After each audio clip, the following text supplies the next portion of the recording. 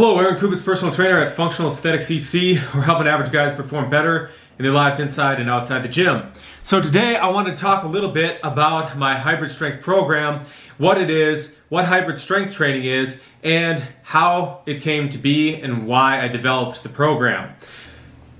So I started training seriously when I was about 11 years old, and this is, in fact, was actually due to having a lot of chronic bronchitis as a child, and so because of that, I didn't eat a lot. I was actually pretty skinny, and then as I started getting better from that, I started healing up. I started gaining a little bit of weight, started getting a little bit chubby, at least from my standpoint, and that ended up leading to me starting to want to work out and everything to try to kind of lose some of this chubbiness that I thought that I had.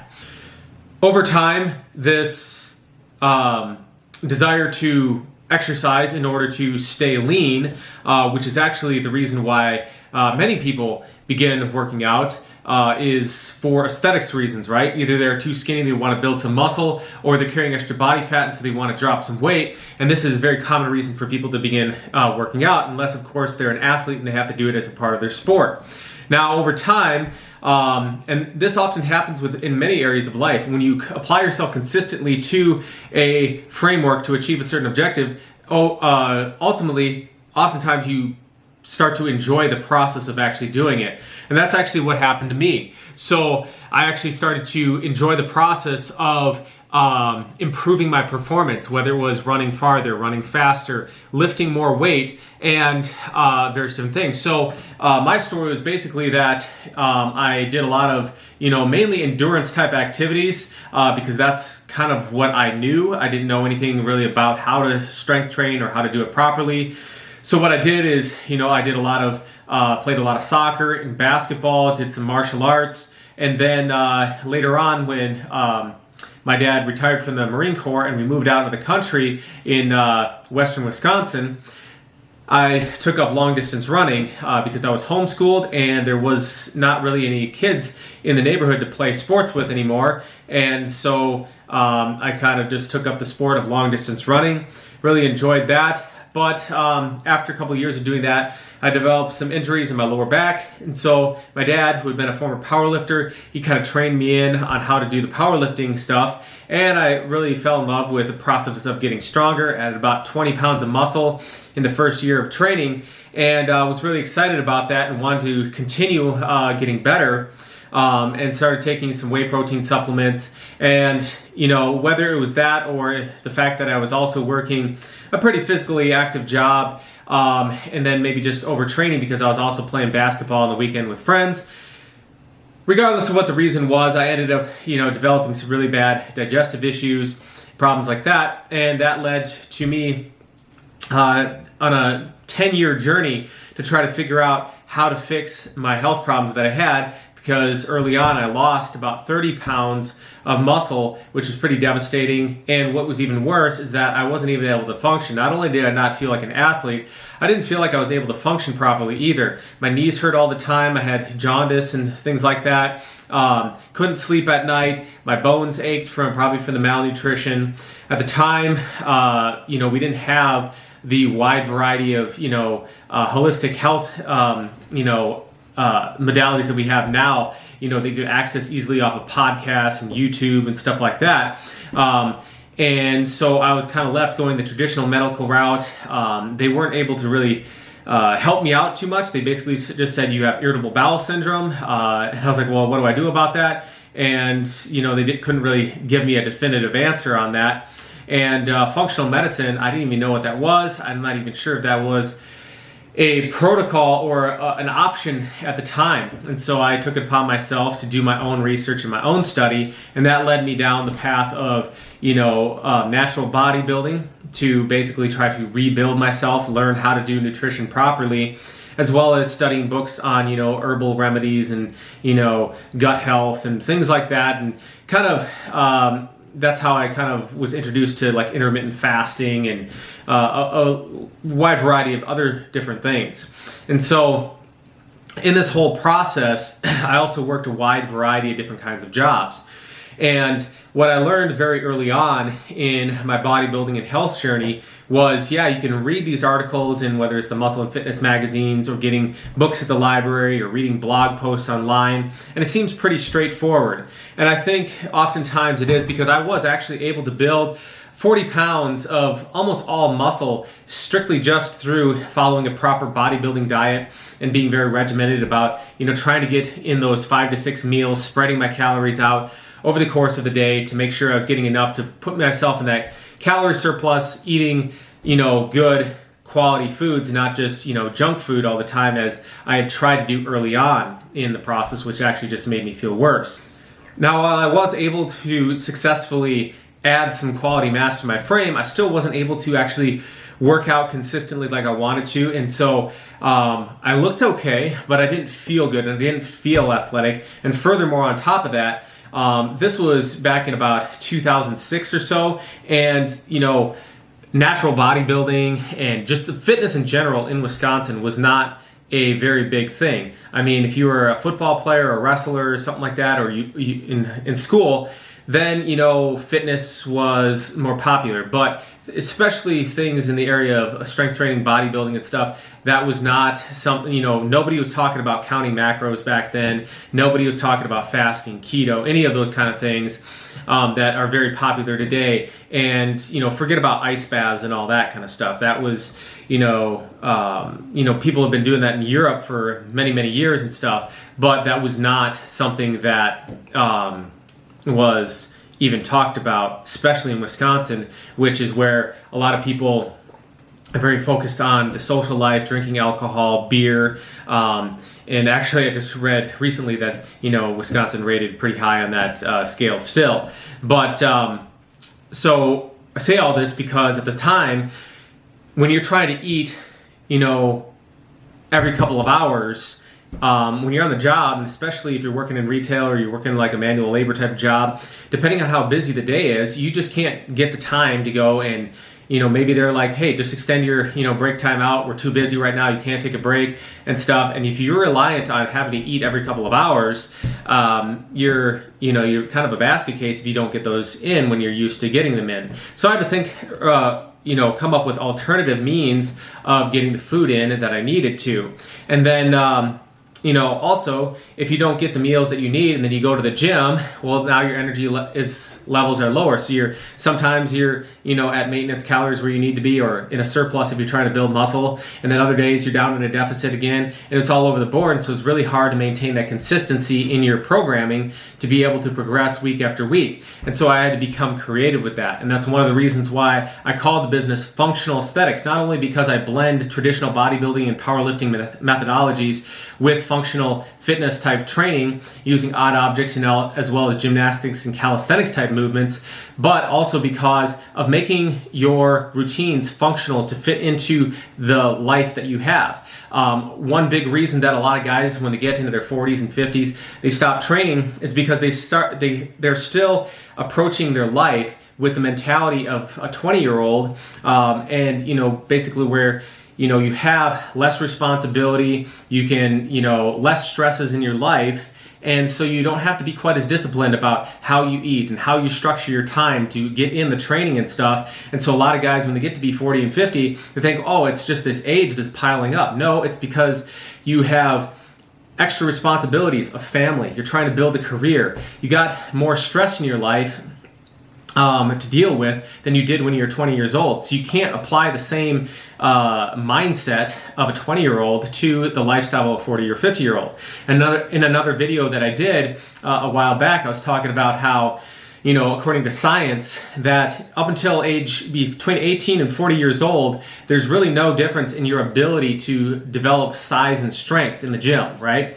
And even after that, all the way up until about 60 years old, you're still able to make progress provided you're doing the proper living the proper lifestyle, you're getting the proper nutrition, you're managing your stress well, you are, trying to get to bed at a decent time, and, you're training in an appropriate way. And so even after 60, only about 10% of the loss of strength and muscle mass is actually due to age itself, and the rest is still due to lifestyle factors. So over the process of that 10 years and even beyond that, I worked various different jobs. I was working retail, sometimes I would work in construction. I also worked in healthcare for a while. All these different jobs had different requirements, different schedules, different environments that you were working in. And so trying to take the, scientific data on the absolute best way to train to maximize your muscle gains or to achieve your fat loss goals or your performance goals, I found out very quickly that, I had to modify those things to fit with the way my lifestyle was and my schedule. And so instead of, stopping the training because I can no longer do it perfectly, I adopted the mindset that you should use the scientific, best practice in the research and stuff, in the data to guide your thinking, but not to, basically keep you in a boxed mindset, right? It should guide your thinking, but not limit your thinking to that. Many things such as, doing the ketogenic diet or intermittent fasting or doing ice baths and things like that. Just as much as 10 years ago, were thought to be extreme and unhealthy by many in the scientific community. And now you're hearing about it all over the place. For example, you got Andrew Huberman talking about a lot of these things on his podcast. A lot of these things that were thought to be extreme are actually now thought to be perfectly fine and actually beneficial in many cases to maximize and optimize your health. So listen to the intelligence that is actually in your body. How are you feeling when you're doing these training things? How are you performing? If you're getting better at doing something, even if it's not in the literature, maybe it's okay to continue doing that. Maybe you are on the cutting edge of the science, and maybe there's just not funding to explore that particular type of science at that time. And so I encourage you to think outside the box, and that's actually kind of a little bit of how I came about with this hybrid strength training model. So as far as hybrid strength training goes, hybrid strength training was something that I developed actually while I was working full-time and going back to college full-time to pursue a degree in physical therapy as a physical therapy assistant. And prior to that, I had been working a manual labor job, doing bodybuilding workouts in the evening, and so I had to adapt to being able to almost kind of a hybrid athlete style of training. I was doing a lot of high repetition, endurance style training on the job, walking about 13 miles a day, doing moderate levels of lifting constantly throughout the day, and then I would go to the gym either before or after work to continue doing my bodybuilding training because I didn't want to allow my circumstances to prevent me from achieving my goals. So fast forward, now I was going back to school, I'm sitting a lot more in the class, and I realized really quickly I couldn't just walk into the gym anymore and just start going after the weights, and lifting heavy weights right away, like I had when I was doing the manual labor job. When I was doing the manual labor job, I didn't need as much of a warm-up because my whole day was a warm-up, right? Now, I noticed that, my stamina was decreasing. It took me longer to warm up, and I didn't have a lot of time to train because I was still, working full-time in another job, and then I was spending a lot of time sitting at school. So I came up with a method of blending various different styles of training together, where you'd have an endurance component or strength endurance component to it. You'd have your, powerlifting style training. You'd have a bodybuilding component to it, and then you'd add some sort of power type training, whether it's doing some Olympic lifting stuff, kettlebell training, sprint training, box jumps, things like that, and blend it all together. So in 45 minutes to an hour, you could, get the benefits of a wide variety of training all together in a short span of time. And I noticed that even though I wasn't doing the miles and miles of walking around like I was before, I actually was able to actually improve my health in a lot of areas because I wasn't doing excessive amounts of cardio. And I was also, which is not necessarily a problem for everybody because some people don't have the digestive issues that I had, so they can actually eat that 4,000, 5,000, 6,000 calories a day that they need to sustain that kind of training. But for me, I actually found that I got stronger. I actually maintained the leanness while building more muscle while I was doing this methodology, so that my physique actually improved and I actually felt better overall. So better body composition, increased strength, and just overall health and well-being while doing this program. So I often say that all exercise is good for something, but not all exercise is good for everything. And so powerlifting training is going to be great for helping you to build more muscle, increase your strength and your maximal strength, but it's maybe not quite as good at building maximal size as a bodybuilding style of training. And maybe your cardiovascular fitness is not quite as good because you're focusing on the lower rep ranges, right? Now, if you're doing a bodybuilding style of training, there's a ton of volume, takes a lot more time, and maybe you don't have as much of the strength as a powerlifter would have, right? If you are doing endurance type training or you're doing calisthenics, push-ups and things like that, yeah, you can develop a lot of strength and endurance and strength endurance from doing that style of training, but you might be lacking in, say, something like the leg department, right? A lot of gymnasts have amazing upper body development and strength and mobility in their upper bodies, but their lower bodies, because it's not advantageous to have a lot of muscle mass in the lower bodies, they don't have a lot of strength there. So they're really good at their particular sport. And you can look at the long distance endurance athlete as well. There was a guy in my town who participated in this 24-hour race where basically you just run for 24 hours straight, and he did really great with that. But then he came to this MMA gym. We had some circuit training going on, right? And we had a 45-minute, interval style workout doing like kettlebells and stuff like that. And he was completely gassed out after 45 minutes of training, even though he could run at that slower pace for 24 hours. And so oftentimes elite fitness or elite athletic ability does not equate to health. So the goal of the hybrid strength method here is to give you above average levels of conditioning in multiple fitness disciplines, multiple metrics or measurements of your fitness. Maximizing optimizing your maximal strength, your metabolic fitness, so being able to do the bodybuilding style of training, and then the power training so that you still have that athletic ability for explosive speed, agility, and just reactive ability too. So even in just everyday life, it's the wintertime, you slip on some ice and you can quickly respond to that movement, to that event, and catch yourself without tending to mess yourself up. So a lot of people, when I talk about doing hybrid strength training and they hear me talk about powerlifting, bodybuilding, Olympic weightlifting, sprinting, and jumping, especially if they haven't been active for a while, they're a little bit older, they think, oh, well, that's not for me. That's only for people who are fit. And that's actually why I have 3 different programs in my hybrid strength method, which is I have Hybrid Strength 101, where it's a 4-month program and you're developing the mobility, the technique, the muscular endurance, and each phase, each month you're focusing on a different aspect of your fitness to ultimately prepare you to start actually incorporating that hybrid strength method. Too many people think in terms of where they are currently versus where they could be. In fact, if everybody was born fit, athletic, muscular, there would be no reason to train. The reason that we train is because we can improve ourselves. Don't think in terms of where you are now, think in terms of where you could be, and progress towards that. People will choose things like they'll do like a yoga class, or they'll do like a Zumba class, or they'll do, this quotes functional fitness stuff because they think, well, powerlifting and bodybuilding, it's not functional. Well, no, it's just super functional. It makes you extraordinarily, above and beyond what you need for function.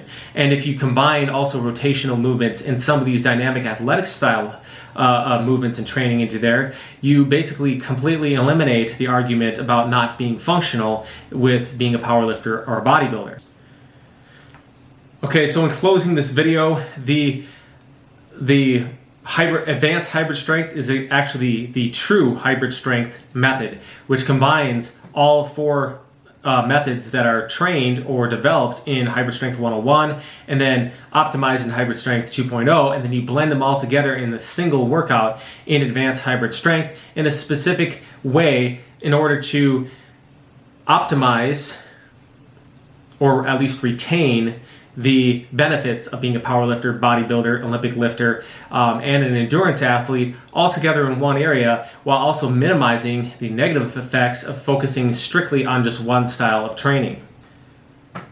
In the months that follow this video, I'm going to be also beginning to put together my online platform for online training. So if you would like to join into that, I will also be having an option for you to sign up for the hybrid strength training method, whether it's hybrid strength 101, hybrid strength 2.0, or the advanced hybrid strength, depending on which level of athlete you are, from a complete beginner to a more advanced athlete who wants to become more well-rounded and develop a more, maybe they're not in their competitive days anymore. They still want to retain a super high level of fitness, but they also want to be more balanced for the longevity component of that fitness as well. So I'm going to be having a online training program. We're going to have a Facebook community where you can get your support. You'll get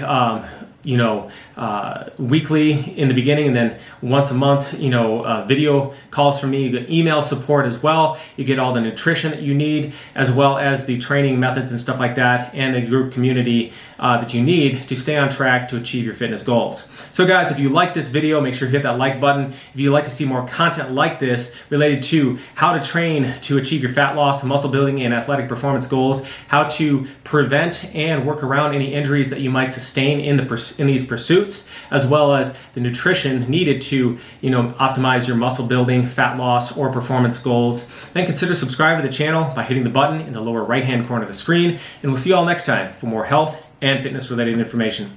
Thanks guys for watching.